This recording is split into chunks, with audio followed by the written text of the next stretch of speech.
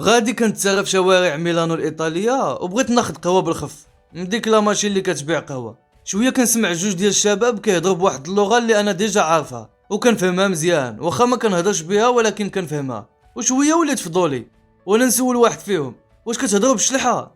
قال لي كيفاش الشلحه؟ قلت ليه بالامازيغيه زعما، وهو جاوبني راني كنهضر بها. فرحت وقلت ليه هنا بلاصه في البلاد، على اساس غادي يجاوبني بشي مدينه في المغرب، مكناس، خنيفره، فاس، العيون الى اخره. الصدمه غادي تكون هي فاش غادي يقول لي البليده. سولته وانا معجب حيت هاد المدينه ما كنعرفهاش، وسولته فين جات بالضبط هاد البليده.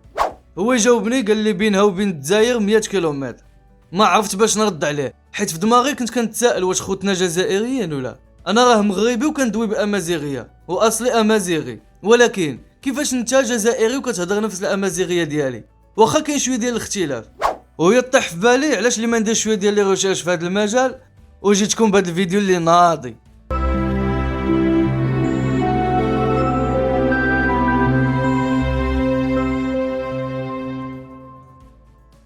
نبداو من الزيرو باش نفهموا هذا البلان. الامازيغ اولا البغابره تاريخهم قديم قبل من الاسلام وحتى قبل من الميلاد.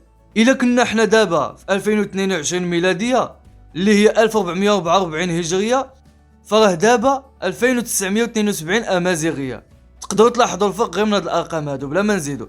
غادي نقول لك بلي هما السكان الاصليين ديال شمال افريقيا كامل من المغرب حتى لتونس، وهذا الشيء عارفه.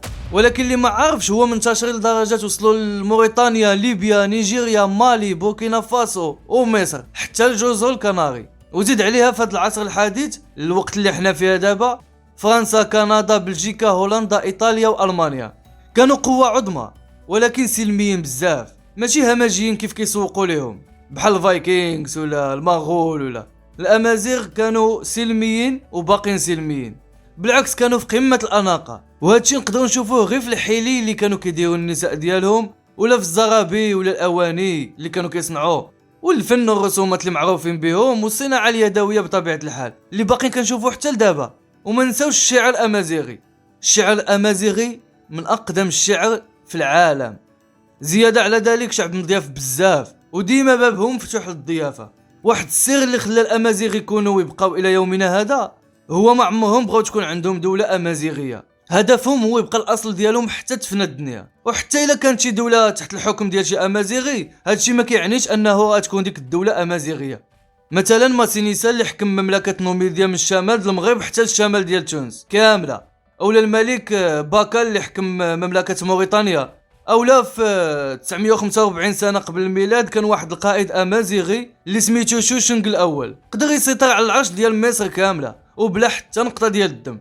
واحد من جدودو هاجر لمصر بهدف العيش والاستقرار، بغى السيد يمشي تما يعيش ويستقر، وداكشي اللي كان حتى كبرت العائله ولا عندها نفوذ كبير. وفاش كبر شوشنغ استولى على العرش ديال مصر، والطريقه باش خداه بلا ما يقاوموا الشعب المصري هو كان ديما كيحرص على دوك التقاليد ديالهم، التقاليد السياسيه والدينيه القديمه ديال المصريين، يعني كيقول لهم انا منكم واليكم. نكملوا على الموضوع ديالنا، وخاصنا نعرفوا كاملين بلي الامازيغ بحال شي جبل كبير دازوا عليه بزاف ديال العواصف وبزاف ديال الزلازل والكوارث ومازال واقف. مثلا غير دابا قلنا بلي بداو 1000 سنة قبل الميلاد، وجات المسيحية ومازال الأمازيغ، وجا الإسلام والغالبية ديال الأمازيغ اعتنقوا الإسلام ومازال محافظين على التراث والعادات والتقاليد ديالهم، ودازوا بزاف ديال الحضارات والخلافات في العالم ومازال الأمازيغ. تنظن راه توضح عندكم رؤية شوية. هادشي كيدل بلي عندهم جدوم غروسة لتحت وشادة مزيان، وحنا لدابا مازال كنشوفوا الأمازيغ في جميع بقاع العالم.